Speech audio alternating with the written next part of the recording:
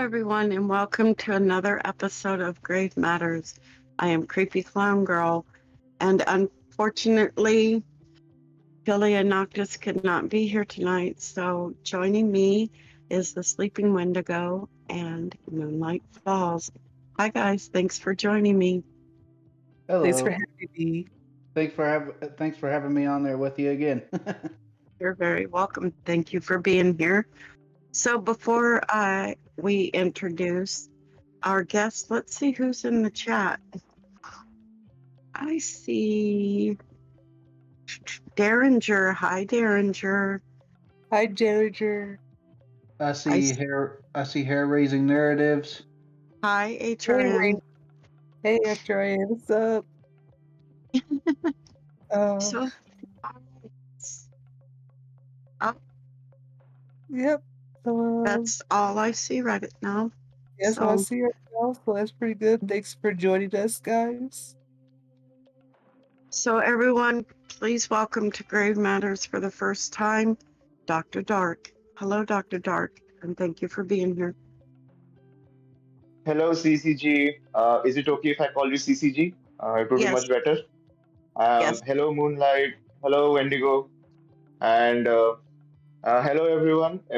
To all those listening for the first time, hello. My name is Dr. Dark. I am your friendly neighborhood scary storyteller.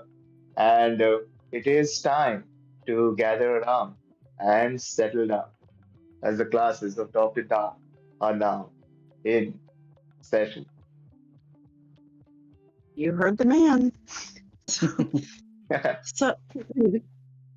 awesome intro. So, Dr. Dark, for those who are in the chat or who will be watching the video later, can you tell us a little bit about your channel, its content, and how you came up with your name? That's a good question actually. So let's break it down into three parts. So my I actually came up with my channel's idea when I was when I was probably like what, a bit younger. I'm not going to say how old I am, but I was a bit younger, like in my teens, and I was in those days on YouTube.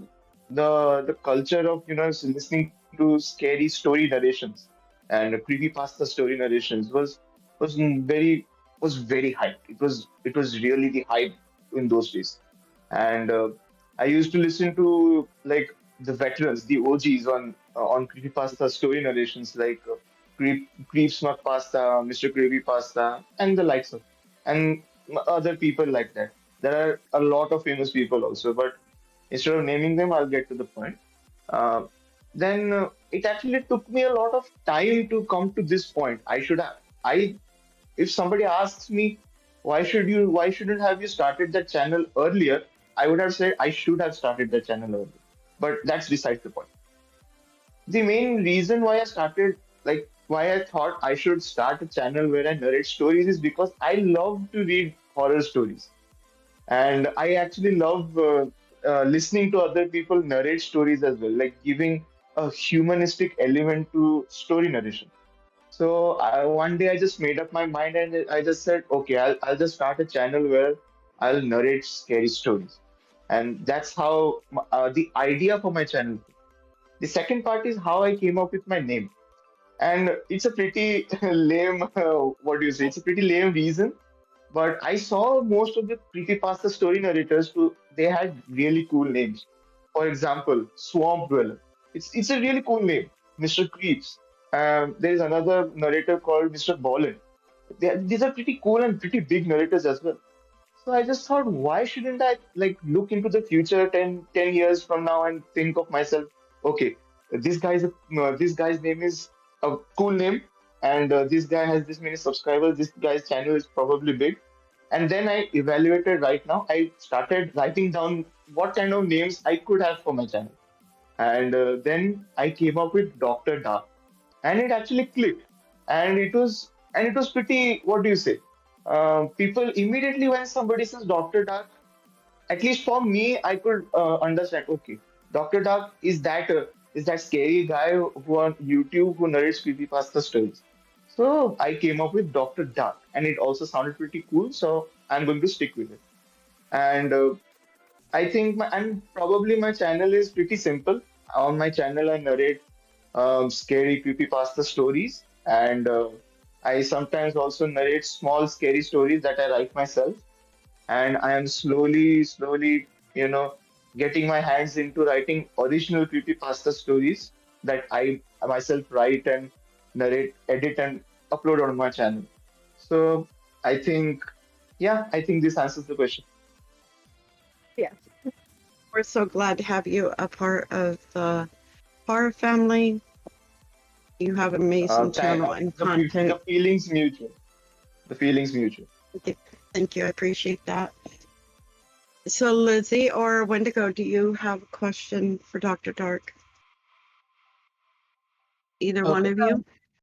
I Uh, So Dr. Dark, since starting your channel and where it is now, where do you see your channel going? Okay, so um, as of now, the like when I first started my channel, I got pretty substantial subscribers. I also used to get good views, and right now I'm also getting views. And in the future, I think the trajectory is always up. At one point you might see that something is not going your way, or sometimes you might lose subscribers, you might gain subscribers. Sometimes your video might get views, sometimes it may not get views. I think in those crossroads, you can say, it's like in that transition of still finding my brand, still working on videos, still learning from doing trial and error, like seeing what works for me. But this thing has actually put me in a constant state of improvement. And where there is constant state of improvement, there is always an upward trajectory, no matter how many subscribers you have, or no matter how many losses you take. So I think I might say my channel probably is going to grow, and my job is to just put in the work. The channel's job is to just grow. So yeah, I hope that answers the question. Yes, awesome answer. Moonlight, do you have a question for Dr. Dark? yes. So, who got you inspired to start horror narrations? Hmm. Okay, so there are a lot of people, but I so this is a very open-ended question, so I'm just going to wing it. Uh, when I first when I first came on to do this horror narration, and I I discovered that people actually do narrate horror stories and pretty good narrations on YouTube.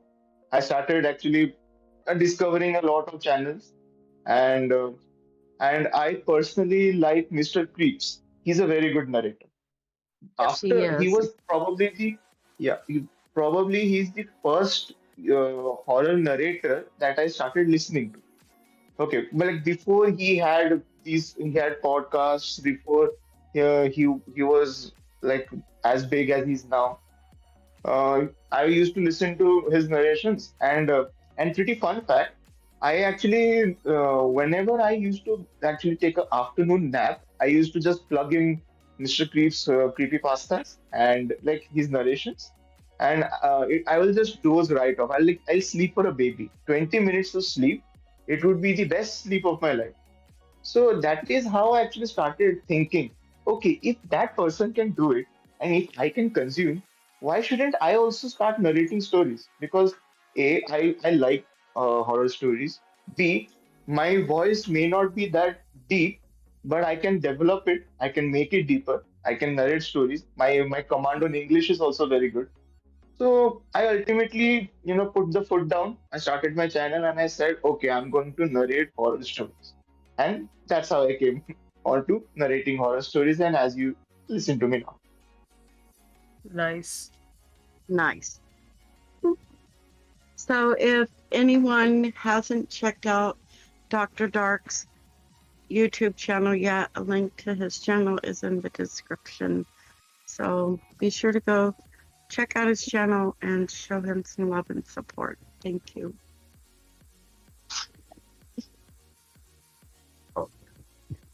Excuse me. So, Dr. Dark, What would you say is your strongest and weakest aspects when it comes to narrating? Okay, so the strongest aspect is that I can narrate with fluent English. My command on English is very good. Like as far as I know, or like uh, I actually live in a place where English is not the first language of people. There are other languages as well. I also speak another language. I also speak a mother tongue. But for me, English was definitely not my first language. And as I went through my formal schooling and everything, I actually started learning how to speak in English. And but one thing that was pretty different for me was in comparison to other kids during my schooling years, my command on English was far better than them, and I could actually see the difference. Like if those kids were like learning how to read like normal kids poems, I would actually read literature, or I would just watch movies, English movies, and I could understand stuff immediately. So I think my strongest asset is my control over how I speak and how I narrate stories, my English, for example. And my weakest asset is probably there are a lot of weak assets. I'm still working on them. I think my weakest asset would be impatience. If I don't get a story narrated immediately, I get pretty impatient, and sometimes that impatience makes mistakes as well. And But I still try my best to not be impatient. I still try my best to keep myself grounded, narrate the story to the best of my abilities, and try to put my best work forward. So in a nutshell, my greatest asset is narrating good stories, a good command on the English language, and my weakest asset, or weakest perk, you can say, is I'm a bit impatient. There's nothing wrong with being ambitious, when it comes to being, a narrator. I think a lot of narrators, think and feel that they are their own worst critic, so For that I can agree. And Dr. Dark, Derringer in the chat has a question for you, and he says, "What is your favorite story you have narrated so far?" Okay, so just for the people who are listening, I have my computer on right here, so I'm going to tell you in real time which is my favorite story. So just give me a bit. Okay, just wait. Uh, my my most favorite story is probably like the one which I narrated initially on my channel before starting the channel. And I had actually started narrating, and I first uploaded my channel trailer. I then uploaded two stories which I wrote myself. Okay, and so those two stories which I narrated initially, those were my first two videos after the channel trailer on my channel. Those are my most favorite. Just wait for those who want to know. Let me just see this story. What was the story? Just wait. Oh, damn, it's almost 7 months now since I narrated this story. Okay, so my most favorite stories are the ones I wrote myself. The one is, if you see hair on your doorstep in the middle of the night, lock your doors and windows and hide. That was my first story I wrote myself and narrated. The second story was, I was a private investigator for many years. This one case made me quit. These are my two favorite stories. And if you ask me, I also have a favorite story which I narrated, and that story was actually from someone else. My most favorite story which I narrated is pretty recent, actually. Just wait. Let me see. Hmm. So, my most favorite story is the one, yes, I remember. I found something unimaginable while cleaning out my dad's house or my father's house. I don't remember the title very well. So these are my three favorite stories. I really enjoyed narrating them. I will have to go back and re-listen to them because I think Yeah, and that one gave me. I'll have to Yeah. listen to those at some point. Yes, they're really good. You should.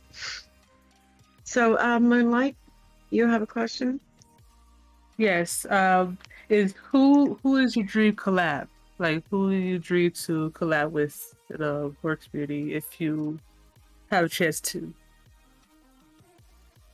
hmm, let's see. I have dream collabs, but one collab stands above all.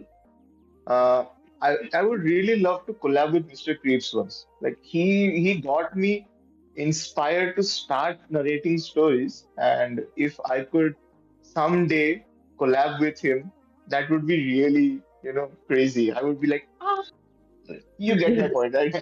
Yeah. You would totally be fanboying. Yes. um,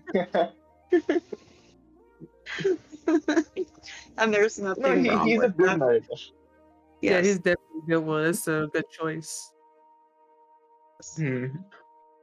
Very good. Don't get me wrong. There are other people who I also want to narrate with, but he should be the first one in my books. I want to collab with him once. That would be the best thing in my life. Like seriously, I would be so happy. I can't. Hmm, that is a question I'm going to have to solve. So, Dr. Creeps, if you happen to come across this video, check Dr. Dark out. Or you can just message me on Twitter. I'll just send that video to you. You can just watch it. I'm a pretty available guy. You can just text me anytime. I really like to interact with fans, interact with people who listen to my stories intently. So I think, let's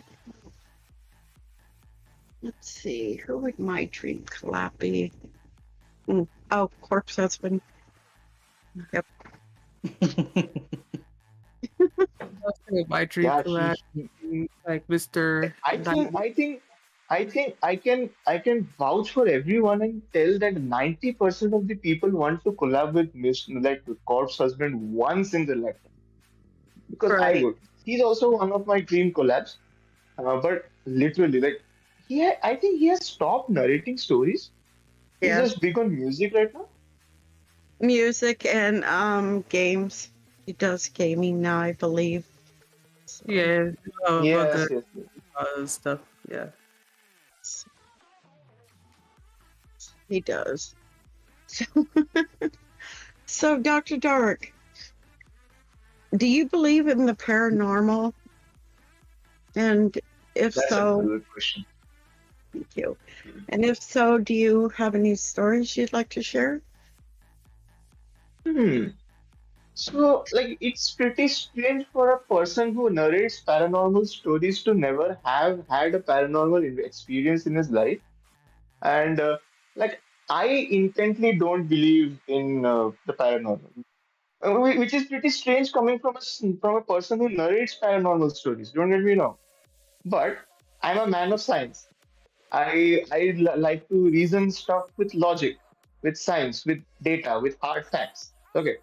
And even though like people who go around do paranormal investigations and stuff, it's pretty entertaining to see. They are doing a much amazing job than me.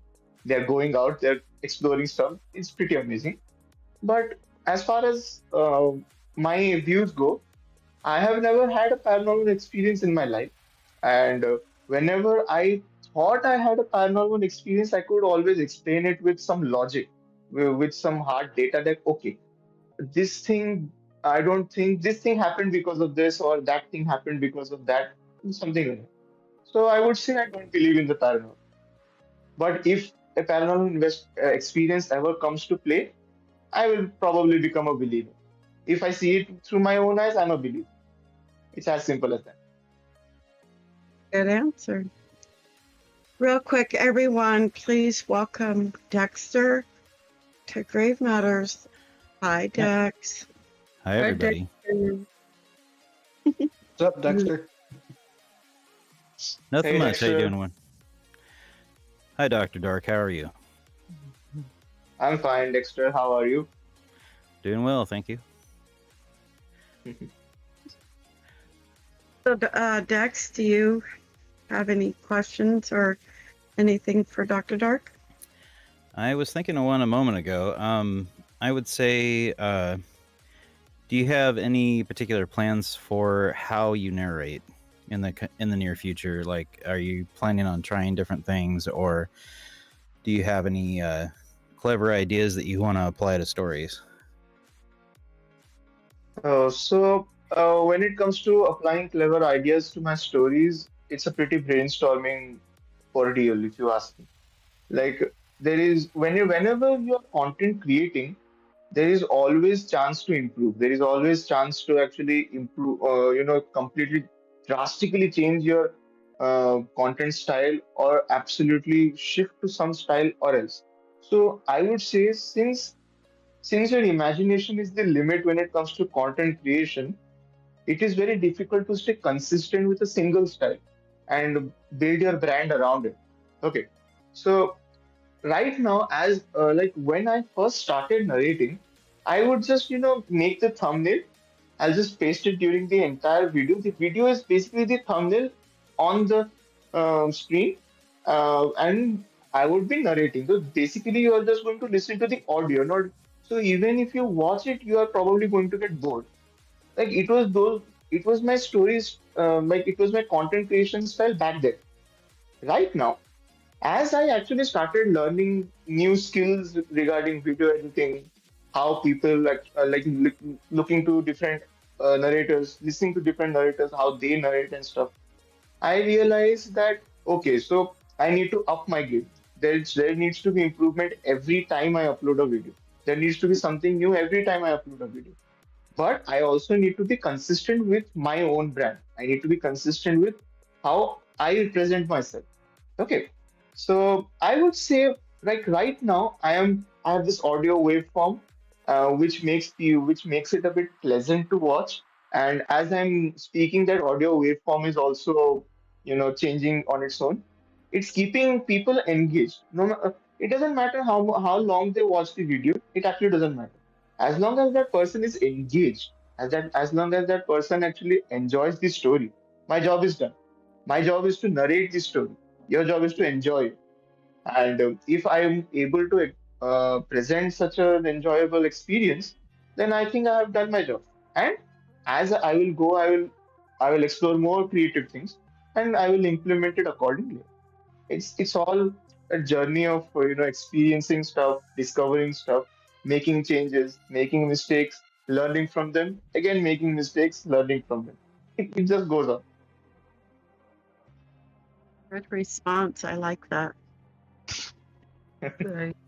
Yeah, I try to add something new to each video myself. I'm pretty new on the scene, but yeah, I like to try something new with each video just to make sure that I'm always willing to risk something, to serve the story. So I agree with you on Yeah, that. without risking stuff, if you don't risk stuff, you will not get stuff. It's pretty That's, simple concept. You that's have to true. always, put your foot down. You need to always have faith in yourself. Like if I would have thought that, oh gosh, nobody is going to listen to my stories or story narrations, I shouldn't start. So I wouldn't have started, na. I wouldn't be here talking to you great people. I wouldn't be here narrating stories and getting subscribers and views. Right. I wouldn't be here, people wouldn't be listening to me. But I thought, okay, what the hell? I'm going to take a risk. Those who want to listen to my stories, they'll listen. Those who don't want to listen to my stories, I have nothing. I don't hate them because there's no reason to hate them. If they come listen to my story, I'll give them the best experience they will ever have. It's a guarantee, and I always live up to it. Okay. And I always make sure to make mistakes and learn from them because that is a single feedback loop that helps me create content that I want to listen to. So I would say, yeah, I think Dexter and I agree on the same thing. that taking risks is a sure shot way of growing in anything you do. You need to take risks, you need to be brave, and you need to own up to it. You need to take risks more often. Exactly. Good advice. So, Dr. Dark, since the beginning of your channel to where it is now, we already asked that. So, do you have any advice for other new and upcoming narrators to help them on their journey? Uh, I don't think I'm the right person to ask this because as of now, like I'm looking at my channel analytics as I'm talking to you. I'm at 439 subscribers. Don't get me wrong, it's a great number. I never thought I would actually get this many subscribers, let alone get views. I'm so it's such a humbling experience. I really enjoy each and every day of like watching my subscriber count go. But at the same time, I think the subscriber count, the viewer count, these are just numbers at the end of the day. I believe in content. I believe in quality content. And and I would also advise people on the same thing. Don't focus on the numbers first. Focus on creating a video that you will be proud of. And I actually expected you to answer this question. So I actually, I did a live action role playing with myself. If somebody asked me what would be my advice for upcoming narrators, I actually thought of this question, and which is pretty strange also. But so I came up with this single answer. Don't focus on the numbers, focus on the quality of content you post and post it frequently and make mistakes. These two things will help you grow in anything you do, be it YouTube, be it academics, be it professional work, be it life, anything. Always focus on quality over quantity. Don't focus on the numbers. The numbers will grow.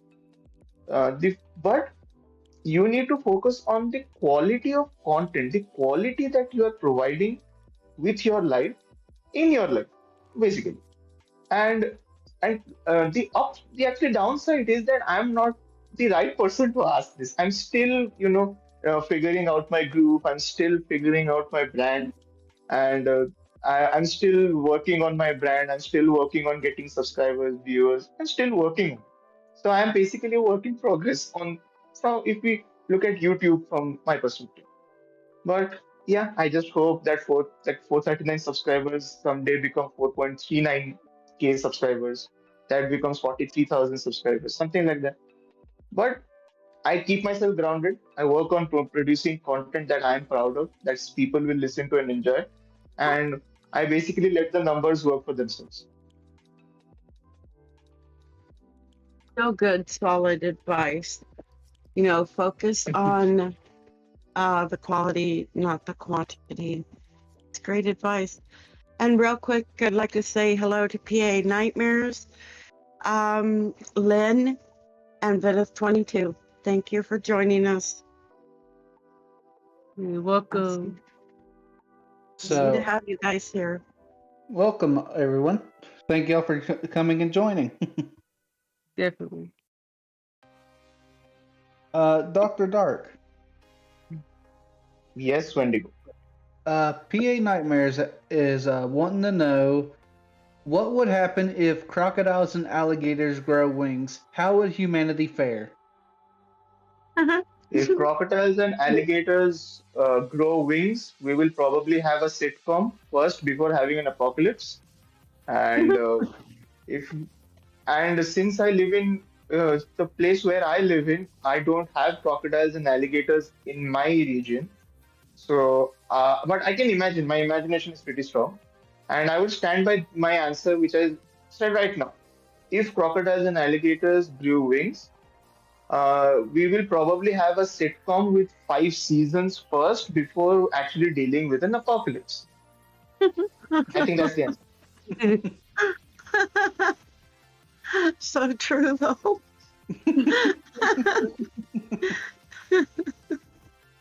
Oh my God. That was a pretty good answer. Yeah, it was. I'd say so. Moonlight, do you have a question? I'll say okay. So, if you could have any fictional horror movie killer, who would it be and why? And who would you be? Who is the first victim? Uh, Yeah, who would be the first victim? Wait. Okay, so let me rephrase that question. So, Oh, you're asking me if I had a horror movie, I was the protagonist of that movie, and how would be my, like who would be my uh, first victim? Like, is that what you're asking? so if you could be any fictional horror movie killer, like Okay. Michael Myers, Freddy Krueger, Jason, any of hmm those, I was hmm say why. Who will be your first victim? It could be one of the horror, like what right here, this call, or anybody from the horror community that you'll be your first Oh victim. my God! Like, Yeah. it's a. Let me think. This is going to take a while. Let me think. Like I have had my fair share of favorite horror flicks growing up. Like there were a lot. Uh, um, but I would probably be that guy from Scream. Why? Because that guy wears a mask. That guy is completely robed in black. Okay. And dark stuff is kind of my forte if you can't tell from my name. But I would probably be that guy from Scream, where we're like holding a knife and chasing people around the block. But when it comes to my first victim would probably be like I don't know who's going to be my first victim. Okay, I'm going to make it easy for everyone. My first victim is the person who annoys me. Anyone who comes to me and annoys anyone who comes to me and annoys me is going to be my first victim. I'll bury that person, be it he or her. When it comes to gender, I don't discriminate. Any person, whoever comes and completely picks my brain to the point that I don't forgive him or her, I'm going to he or she will be my first victim. Fair enough. Fair enough. So that leads me to a question that I thought of while you were talking about horror. And where you grew up, was there were horror movies part of your movie experience growing up from your home country, or did you watch foreign films? Or Um, so no, sorry. You complete the question. I'm sorry. I'm wondering what the horror movie scene is like in Bollywood, I guess, or Okay. wherever you So grew up. okay. Yeah, it's fine. Let me see. So when I was growing up, I had the absolute best opportunity to, grow up watching Hollywood films, not Bollywood. Mm, Like, don't get me wrong, there are some amazing movies in Bollywood. They're like seriously good movies. Like, especially back in the early 80s and 90s, like Bollywood was producing very, very beautiful movies. And I had the privilege of actually growing up watching those films as well. But if I used to watch one Bollywood film, I used to watch three Hollywood films. It's something like that. And I was a big fan of the Oscars back then. Okay, like that actually got me into like watching English movies. And as I was growing up, I used to watch a lot of English movies. Like I would probably watch like 10 to 15 a month. It was so amazing. I really loved watching movies. I'm a movie buff. Okay. And very good. but in here, but here where I live, there the thing about watching movies, especially horror genre and stuff, it has actually grown. It has actually grown to a point that where people are discovering new movies, be it Bollywood, be it Hollywood. Bollywood and the Bollywood movie industry is probably pumping movies like rabbits, you can say. Like Mm, if Hollywood produces a movie in a year, they will produce 15 movies a year. It's something like that. But right. I would probably prefer Hollywood movies more than Bollywood, and I would actually also owe my flawless English. Sorry, I'm getting ahead of myself. I would probably owe my English to watching those Hollywood movies. I used to like uh, once that actor would say a dialogue, I would actually try to say that again. That is how I actually got my ability to develop my spoken English. And here in where I live in, the Hollywood movies and Bollywood movies are watched with the same enthusiasm. But Bollywood movies, people tend to shift to Bollywood movies more because it's the home turf. Like, why wouldn't you watch movies produced in your own country? Why not? But for me, I prefer Hollywood movies more than Bollywood. What Gotcha. would you say is your top three favorite horror movies? My top three favorite horror movies. Oh God. That's the thing about being a movie buff or a person who actually loves one thing. There are a lot of things to love. So let me give it a good thought and let me. So my top three horror movies first would be probably the entire Conjuring franchisee because they are based on true stories. I really love watching them. Then the second would probably be Annabelle, the Oh, Conjuring movies, Annabelle. They so and my third pick would probably be uh, like what? Like there are a lot of horror movies. Damn, let me think. Hmm. If I come up with a third one, I'll just let you know. Okay, so you can just ask me another question. There okay. are a lot of movies I love. Yeah, I feel that. So, Dr. Dark, you're putting Yes. together a dinner and you can Okay. invite five people from the Mm-hmm. horror genre, dead or alive. Who would it be Okay. and what would you serve them? Okay. So I will first probably call Mr. Creeps. Why not? Why? Because I want to talk to him about his collab. I want to collab with that guy. Come on. So I will probably invite Mr. Creeps. I will serve him a good steak dinner, medium rare. He's going to love it. That's the first guy. Second, I'm going to invite Swamp Dweller, and I'm going to make him a soup. Okay, why not? Because I think that guy is a pretty swell guy, and he will probably drink soup. And really, he's an amazing guy. He would love it. The third person I'm going to invite is Let's Read. You know that guy, Let's Read, right? Right. Yeah. Yeah. So I'm going to invite Let's Read, and I'm going to make him spaghetti and meatballs, the vegan ones. Mm. Okay, I'm just saying whatever is coming to my mind. So if I know what they actually eat, what they prefer eating, I would actually cook good things for them. The fourth person I'm going to invite is Mr. Bolin. He's a pretty good story narrator. Mr. Bolin Yes, looks he is. like a really, really cool American guy. So I'm going to basically give him an American dinner, like like a steak, like what do you say, a beef burger. There are some fries. There is some coleslaw. There is some mashed potatoes. He's going to love it. And the fifth person I'm going to invite is probably going to be. Uh, Corpse husband. And I'm going to, and I would probably ask him what he wants to eat before actually giving something to eat. His voice will literally like scare me. So yeah, Great guess.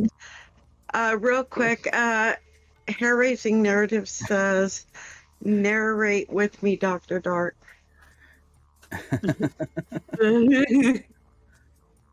okay. So what does he want narrated? Let's see. What do you want to narrate with me? I would be really happy to collaborate with you. I'm actually pretty open to collaborations myself. So please reach out to me on my Twitter personally. I would be absolutely happy to collab with anyone here. Why? Because I really like the art of storytelling. I would really like to know everyone well, and it's not that I just want to collab with people right now. Collaboration is a pretty long term thing. Like if I can collab with you right now, I might collab with you again next year. So it's a pretty amazing experience where we both learn, we both grow. So yeah, hair raising narratives, please reach out to me and we can collab. Awesome. Wendigo, real quick, I'd like to say hi to Dark Little Voices. Hey, DLV, thanks for joining us. Welcome, Dark Blue Hey Voices. DLB, Welcome, DLV. Hi, Wendigo, DLB. I think I saw Vidith have a question in here for him. No, I've seen it in here somewhere. Uh, Give me 1 second while I try to find it. okay, Aha, here it problem. is. no problem. Take all the time you need. I'm here. I found it. He said, "Do you make your own audio visualizers for your videos?" Yes, and I'm not going to expose my trade secret here, but let me just be absolutely transparent here because there is no point in keeping stuff from people. If somebody wants to grow and is asking for my advice, I will help them in any way I can. So the video editor I use, the video editing software that I use, it has a feature of converting that audio file into an audio spectrum visualizer. So I just use that. And I don't actually make it per se. I just put it during my videos, and I edit the audio, and it edits by itself as the audio is as the audio is going, the uh, the audio spectrum will also interact accordingly. So yeah, I don't make my own audio spectrum. I just use a feature that lets me convert that audio file into a visual, into an audio spectrum visualizer, which people can see. That is really awesome. Yes, it is. Very awesome. Excuse me. Moonlight. yes. I will have a question. I think I have a little bit more time. I don't think I have any. Okay. Dexter.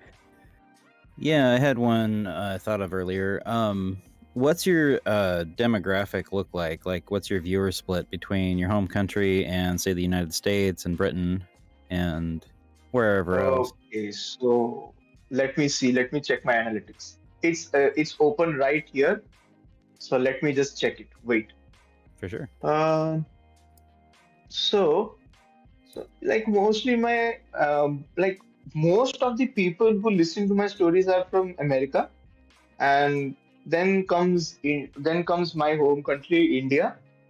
Then comes Canada, Germany, United Kingdoms. Then there are other countries as well, but mostly people from America watch and listen to my stories.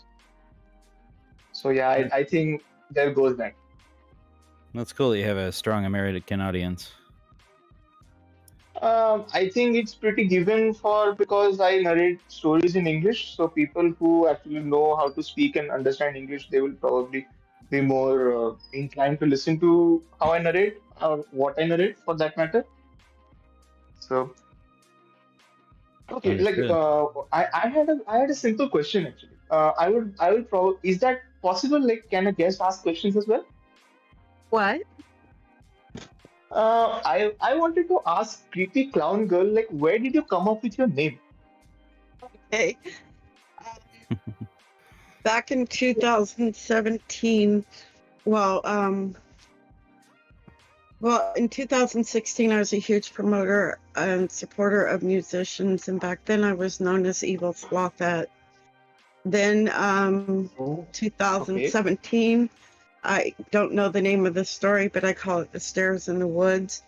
And I just started listening to narrators, so I wanted to change my channel. So I love everything, horror, creepy. So that's how I came up with Creepy. And Okay. back then and still now, I am promoting and supporting Bleeding Critic, who is a clown. His channel is Stories in the UK. So I'm like, okay, clown. So, and then it's like, okay, now what's going to go with creepy clown? Well, lady didn't sound right. Woman didn't sound right. So I went with girl. And I believe it was Nefarious TV or Bleeding Critic that in a live stream called me CCG, and it just stuck ever since. So, See, see, like when you asked me how I came up with my name, now you understand like how I felt when somebody said, "Hey, you, Dr. Dark, I really love this story." So it kind of clicked, right?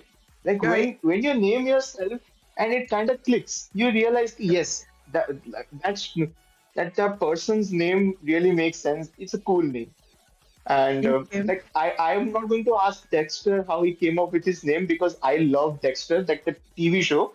And he even writes messages like "Hello, my dark passengers."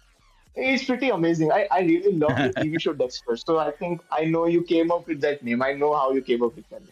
You caught that, huh? I hope I don't get copyright strike for Uh, that.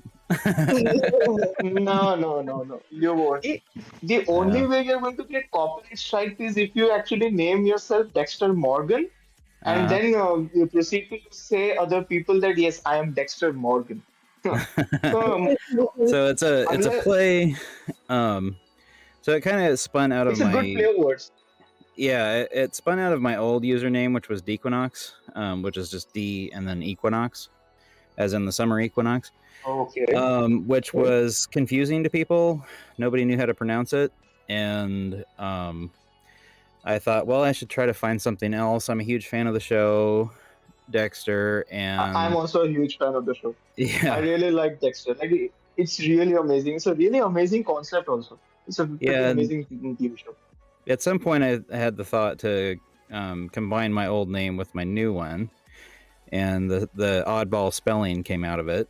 So that's kind of where Dexter came from. And then I ran across a cartoon kind of stylized version of Dexter Morgan, and I Mhm. used that and some It descript it and some, shows. It, it yeah, and shows actually.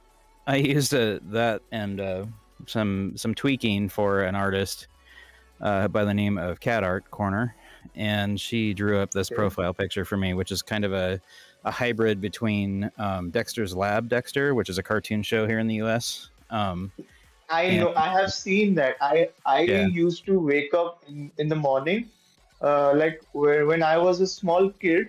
hmm Dexter's Laboratory would always air at around the time around the time when we started actually talking, 7:30, 6 o'clock in the morning here in India. hmm So I have grown up watching Dexter's Laboratory, and I've also watched the entire seasons of Dexter. I And see. so yeah, So you I get the understand both the reference. references. Yeah. Good. So Yeah. and so, what about Moonlight Falls? How did Moonlight Falls came up with a name? Like, how did you come up with a name? Well, it's since I am a I'm so into blues, and I've always every night I was looking at the sky, see if there a full moon, it's gonna be a crescent moon. Yeah, I just love everything about moon.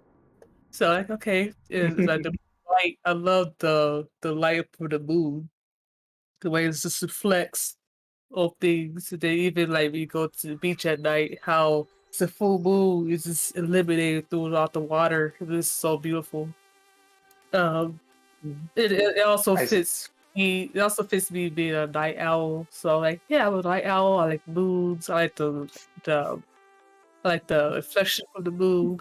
And then Uh, falls. Falls just came out like for like with the moons finally setting. You still see like the illuminating from the water and air. And also I like the waterfalls as well. That you'll see like a I see. better waterfall. So yeah. Okay. Hey, it's a Yeah. good name. It's a good name. And this lastly brings me to the sleeping Wendigo. And this is going to be interesting. I really want to know how he came up with that name because I have heard my fair share of Wendigo stories growing up, and I want to know how you came up with that name, man. And are you really a Wendigo? Just tell it out.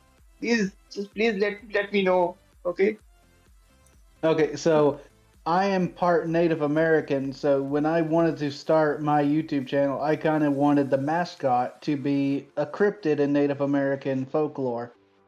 So I was going through Okay. channels to see what cryptids people have done, and I decided to go with the Wendigo.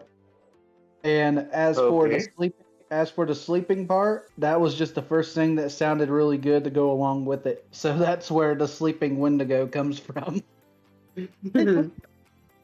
Awesome. Like I'm pretty impressed with the names you people have actually gotten. Like it's really amazing. It was really fun knowing the motivations that actually led you to actually name yourself whatever you have named yourself. Uh, it was really amazing knowing that.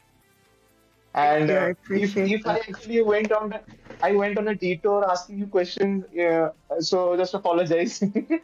I just wanted to know why not. So I just went for it. No, you're fine. No need to apologize. And we Sorry. have a question from Patience for Dr. Okay. Dark. Okay. Let's see. For Dr. Dark. Let's see. The question is in chat or in Grave Matters chat. Do you have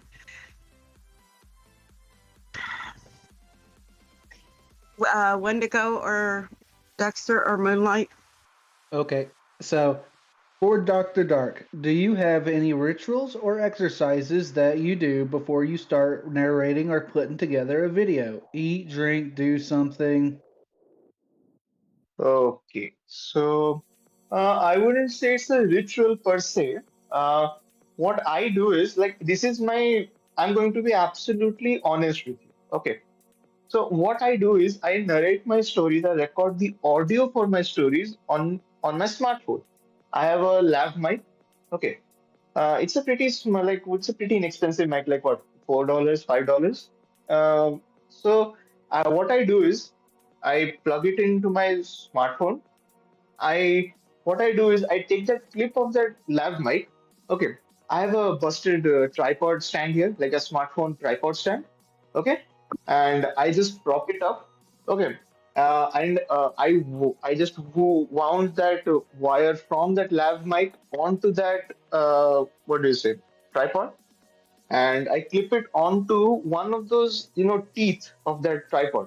I think if anybody would ask me, I have actually posted a picture on my Twitter where I have shown my, so-called recording like studio setup, you can say. It's pretty simple. I actually make use of all the things that that are in my vicinity to make sure I post out the best content I can. And after doing that, I usually don't do any kind of exercise. I just don't do any kind of ritual. I just prop up the story and I just start. I just start narrating. And because what happens is if I start doing any ritual, if I start doing stuff beforehand, I'm basically procrastinating before doing it. Because there have been times where I procrastinate because if the story is pretty long, like I don't want to narrate it. Those kind of thoughts actually come into my mind. So instead of doing that, I just sit down, I set up everything, and I just start. So I don't have any rituals or exercise. But if you ask me how I prepare a video, like the entire video making process, that's a complete ritual. And I'm going to quickly go over it. I first make my thumbnails. I then write my video description. I then narrate the story. I then edit the entire video. I go over it a final time. Then I upload this video. It's a pretty simple ritual. It's a pretty simple exercise. I wouldn't say it's a ritual or exercise either. It's a pretty simple framework, if you say. It's a pretty good steps, like a list of steps I follow before putting up a story or preparing for the story, whatever. So yeah, I hope that answers the question. Yes, it does. Thank you. Dexter? Yeah, I was gonna say I was just looking through your channel here a few minutes ago, and my compliments on your attention to detail when it comes to crediting sources. So, artwork, author, music, etc. You do a very good job of that. Thank you, thank you. I actually kind of learned how to do that as I actually started uploading these stories from other people, like other people's stories. I would narrate them. I Hmm. actually kind of gotten, and as I said before, I'm still learning my groove. I'm still working on like building a brand, and the way I credit stuff, the way I structure my entire description, it's still a work in a progress. Hmm. But when I structure my description, I always make sure that everything is clearly mentioned out, so that if a person gets bored and wants to just read through the description, they can they can read it and they'll immediately get what this section is about, where the author and the author's story is about, where like everything is well spaced out. I think of it as a structure, and I've kind of gotten used to doing this because I've kind of like as you post more and more videos, you kind of learn this as you go. So yeah, thank you for the compliment though. Absolutely. I would say, what do you find to be the biggest challenge when it comes to editing the video and putting it together? Uh, so obviously, like see, I'm not a perfect person. I don't know. I try to narrate a story in one take, if possible. I also make Mm. mistakes during the like during the audio narration, which I cut during in post production, like not post production per se, when I edit the video. Mhm. And the biggest challenge for me is probably, you know, having a lisp during narrating. Sometimes I don't have a lisp during talking, as you can here, but sometimes during narration, you people can also, relate to this. Like if you narrate a certain word or a certain sentence, your annotations actually come out wrong because you are in a hurry or you might actually oversee it. So, for example, fear can be far. For example, if there is a line in the story and there is a word fear, but if I'm going too fast, I might narrate that word fear as far, which might come, so which can completely change the entire dynamic of the story. One word Mhm. can change the entire dynamic of the story. So Don't I know it? my biggest challenge is probably narrating at a steady pace. I maintain a steady pace during narrations, but sometimes I also make mistakes. Sometimes I let those mistakes stay in the original, like in the final draft as well, as a reminder to myself that okay, you made a mistake like this here. Be sure to never make that mistake again when you narrate a story. So that's my biggest challenge. I see. Awesome. Yep. Yeah, I would say there's probably not one among us who doesn't make mistakes when we're narrating. Exactly right. I need to shout out As the Raven Dreams here because I recently switched over to his style of narrating, which is he'll read up until he makes a mistake, or he'll read a few sentences in and then pause and cut. So instead of doing the whole story and then going back and trying to clip out errors, he will go until there's an error and then stop and go back and then start again right before that error, and that has saved me so much time. So thank Awesome. you, Raven. So, Patience has another question for Dr. Dark. What kind of video would you like to do that you haven't done before, even if it's something that wouldn't fit on your channel? So, like, I would probably, make an animated creepypasta story. It's pretty amazing. Like, I know about one person who, not one, there are many people who actually put animated stories, 3D animated stories, on their channel. Like, Llama Arts is probably my favorite. There is another called Dr. No Sleep. He puts No Sleep creepypasta stories as an animated story, which is pretty amazing to watch. So I would probably, and actually, what happens is actually this thing is pretty expected. If a person is narrating a story in a 2D format or in a simple linear format, that person would probably want to make a 3D animated story on their channel at least once in their life. So I would probably make a 3D animated story once. I hope that answers the question.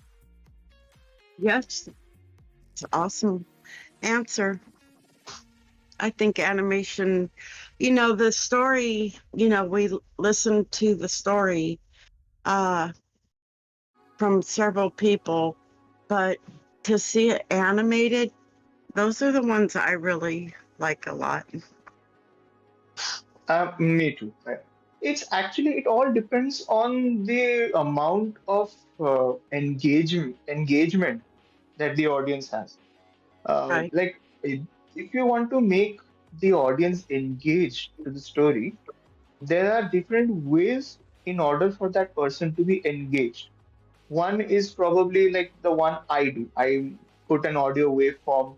The audio waveforms like moves as I speak, and I usually go at a small pace. I work on my branding. These are all just simple ways to get the audience engaged. Then there is another like as and 3D animation.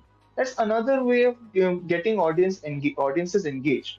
They actually, instead of listening to the story, they are actually seeing the visualization of how that story actually turned out, how the person or the protagonist of that story would actually do in a situation like that. That 3D animation basically is literally a person completely making that story come to life.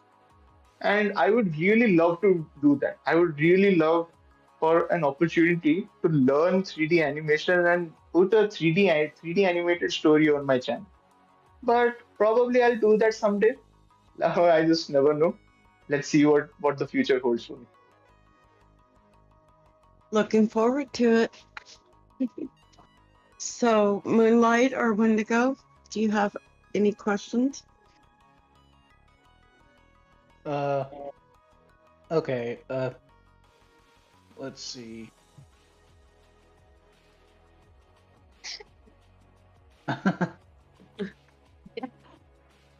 So, Okay, so here's a funny one. You are Okay.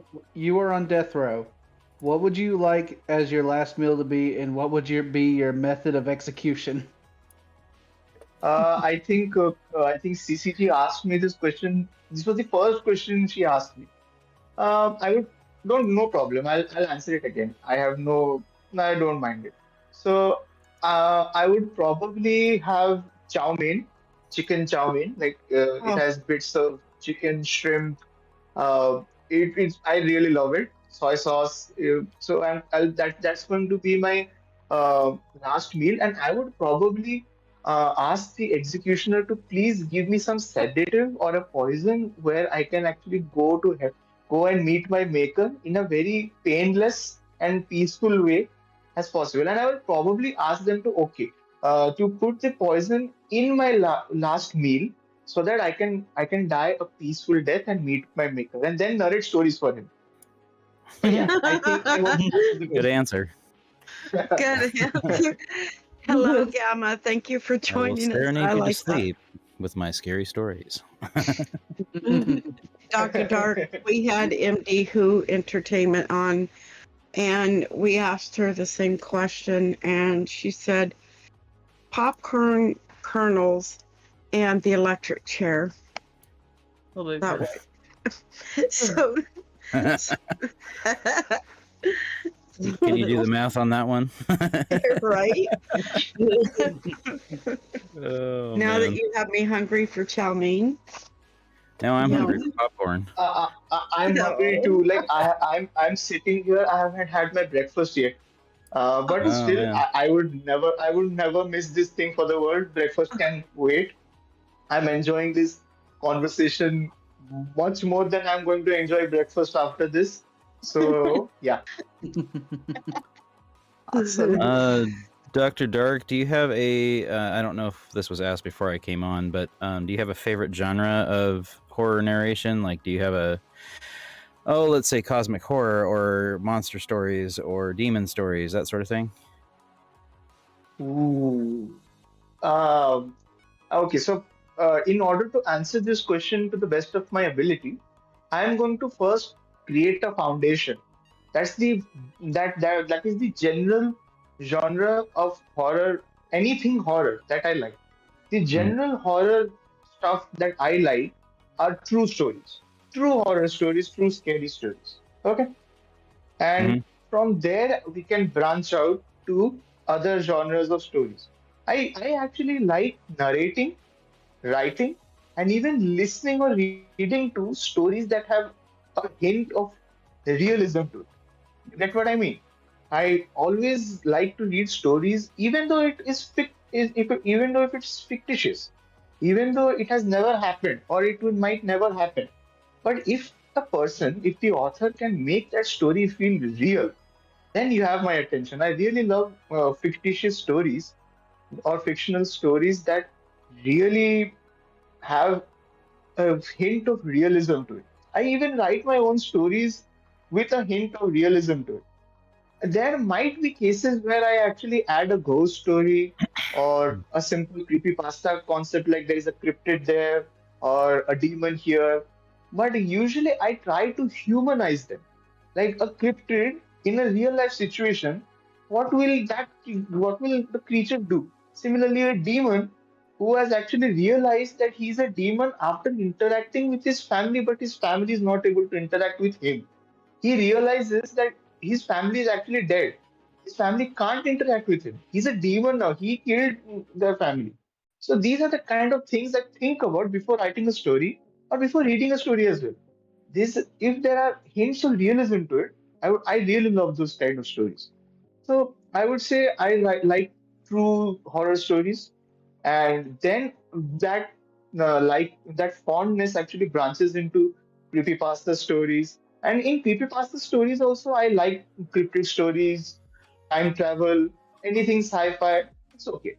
And then there are also like crimes, true crime stories as well, unsolved mysteries. These kind of genres I really like. I see. Yeah, I would agree with you on the hint of realism. Personally, my two favorites are probably going to be the AI horror stories, along with like deep web or dark web stories. Those two, for me, have a hint of realism, and especially if they have a hint of futurism in them. Like maybe 5 or 10 years, this might be an actual possibility type of stories. And then I'm a big fan of cosmic horror and stories based in space. Same. Yeah. It's the same for me. No, I actually really like kind of those kind of stories. They're a good read. If I ever also get the opportunity to narrate them, I would happily do so. And yeah, I think that answers the question. Yes. So we have another question from Patience. Personal question, if you're comfortable with answering, what do you like to do in your free time? Any Okay, so it's a good hobby? question. Hmm. So I actually do it backward. I narrate horror stories in my free time. Okay, I put work on my channel. I work on my channel in my free time. So you can say that when I first started my channel, it was a hobby. But as I have actually seen that some people are loving my hobby, I should make it a vocation. And so when I made it a vocation, I started narrating stories more often. I started putting more work into it. But when I saw that people are loving these things, like no matter how many people watch my videos, I see that as an absolute uh, possibility that if 16 people are seeing my videos, one day 160 people will also see it. Someday 1.6k people will also see it. So I started putting more and more work into my channel. I started posting more and more videos. And suddenly my channel has actually gone from my hobby to one of my main stuff I do throughout my day. So apart from that, like if I'm not going to count my YouTube channel and my YouTube endeavors as a hobby, my other hobbies are probably like writing and reading books, watching movies, then uh, what do you say? Making short videos and stuff, video editing, and there are a host of other hobbies which I'm also developing as of now, like making art. I draw stuff as well, and listening to music, these kind of stuff. Pretty simple, ordinary hobbies. Good answer. So you said you listen to music. What kind of music do you listen to? Mostly rock, mostly rock music. I also listen to pop music as well, and all my music is English. I usually don't listen to Bollywood music. I usually listen to English music because, as I said, as I used to watch Hollywood movies growing up, I also became pretty fond of English music as well, and I always listen to pop music, rock music, jazz. If, for example, I'm working on a video, I would just like when I don't have to listen to what I'm saying, when I just want to like edit the video, scrub through the video, I just I connect my wireless. I have a small wireless speaker. I just connect my smartphone through it, and I just put on some lo-fi jazz instrumental music or some lo-fi hip hop music, those kind of stuff. I mostly like jazz music and funk music because those actually get me pretty grooved up, and I feel very energetic before narrating or doing something. I like that. So, I like jazz too. I like music in general. You know, it's just the great medicine, I guess you would say. Yeah, I agree. I agree. I agree. So, so Dr. Dark, um, who would you want to read your eulogy? Who would I want to read my eulogy? Just like, probably my mom Oh, I like because I that. love my mom. She has supported me through all the kinds of highs and lows in my life, and I would really love for her to read my eulogy. And I owe my life to her. I really love her. I think I would probably do that. I would probably ask my mom to read my eulogy. I like that. I Yeah. really do. Really nice. Really like that. A Dex, Wendigo, or Moonlight? Any of you Oh, have a I was question? just gonna add that for my eulogy, I'd probably ask Gilbert Gottfried if he's still around to narrate my eulogy. I would suggest you build a time machine and just give him a copy of your eulogy. Die in that century. He will read it for you. What do you say? Oh, So, Dr. Dark, you're writing a Yes. book. Okay. You're writing an autobiography. What chapter in that autobiography would you say you would use to sell that book? Okay. So, um, if I'm writing my autobiography, I would probably write an entire chapter detailing how I came up with my channel, how I brand my channel, what are the struggles I have faced during my during uploading videos, interacting with audiences, gaining subscribers, gaining viewers, like everything related to YouTube and all the other external factors that also contributed to my struggle. I would literally write an entire chapter on that and use that to sell it. And to actually crux it, like to sell the crux of that chapter, I would probably say that if I, who doesn't have the best equipment, can make some of the best content that I am proud of, then you can too. Because I am a living example. If I can make good content that I am proud of, you can also make good content that you are proud of. If that person can relate with me, it will sell. And I think this is the best marketing strategy out there. If somebody can relate with the struggles and the problems that your product can solve, then basically you have got that person's attention. That person might buy that thing. Like your product, that person might buy your product. It's the same thing on YouTube, it's the same thing in life, and it's also the same thing if I ever plan on writing an autobiography. So I think, yeah, that answers the question. It's a good answer. Good positive answer. Yes. I like that. I try my best. I try my best to answer to the best of my abilities. I just love your positive. Thank you, thank you. You're welcome. I'm pretty honest. There is nothing to hide actually. Apart from my personality, who I am, and those kind of stuff, those are personal. I don't like to share stuff with people. But apart from that, I don't have anything to hide. I I don't have any filter on my mouth also. If I think of something straight, I'll say it straight to you. If somebody asks me a question, I'll say the first thing that comes to my mind.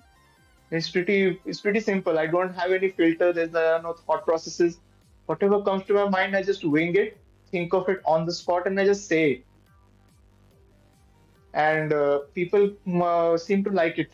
Some people don't like it. Some people like it. But I personally think that it's a good way of interacting with people. Be as non-filter-ish, if I might add, as possible. Be your open self. Be your own self and try to answer questions in as much detail or in as much transparency as you can. I like that. Love the positive vibe and attitude that you have. It's amazing. Thank you. Thank you. You're very welcome. Dexter, Wendigo, Moonlight. I would say, yeah, I agree on the whole. Be your own self. There's a lot of, there's a lot of places you come to in life where you don't have a choice in what you do, or you have very few choices, but you can make those choices in your own way.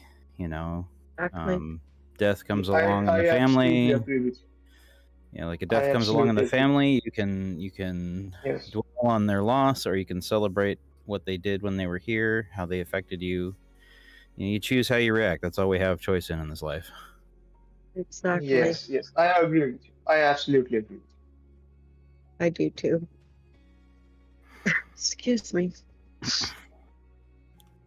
Do Your we have? excuse, CCG. Your excuse. Thank you. Thank you. Do we have? We've got it from here. Don't worry.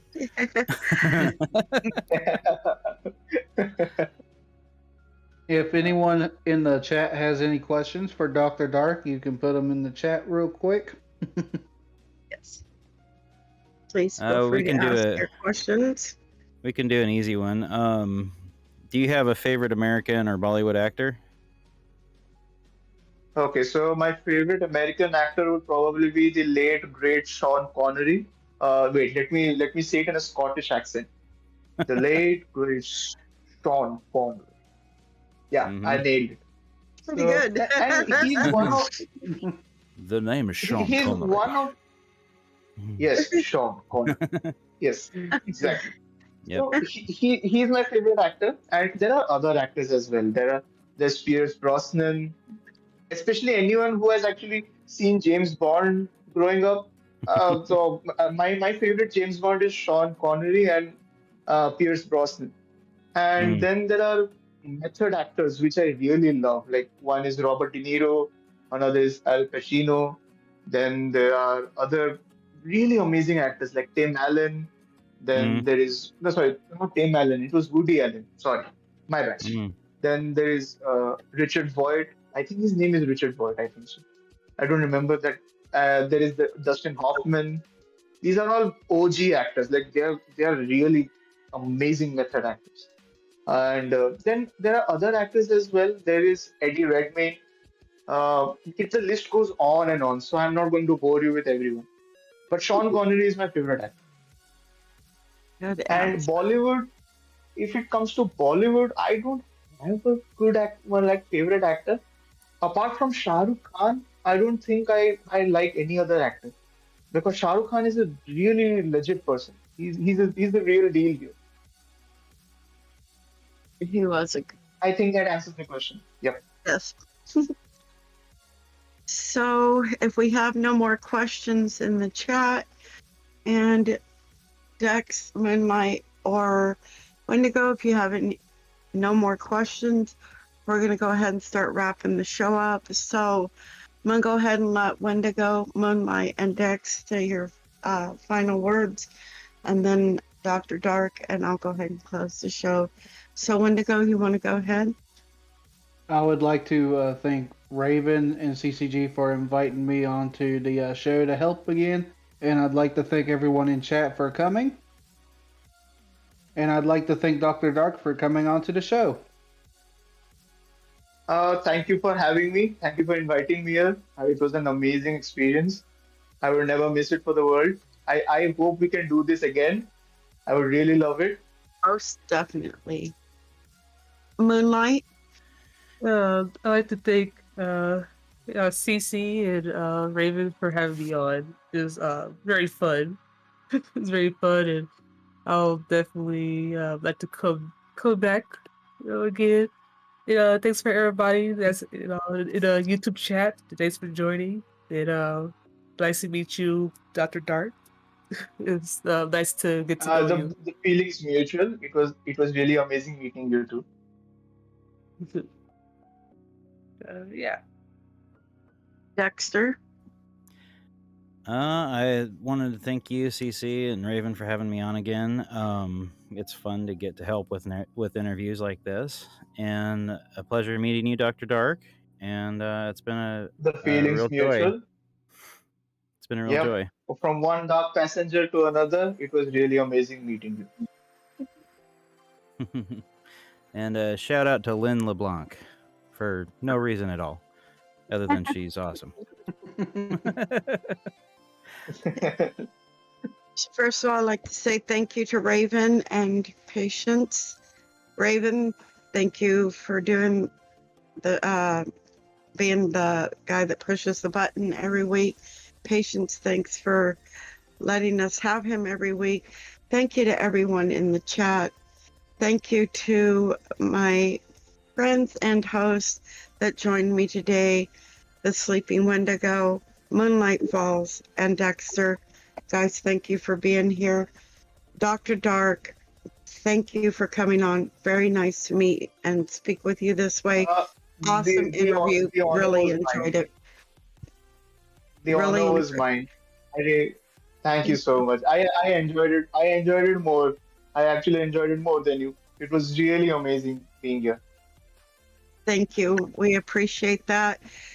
So everyone, join us next Thursday as we sit down and chat with the Dark Somnium. So until next week, stay frightened, and remember, if you listen, the graves always whisper. And once you join the collective, you can leave nevermore. Good night, everyone. Thank you.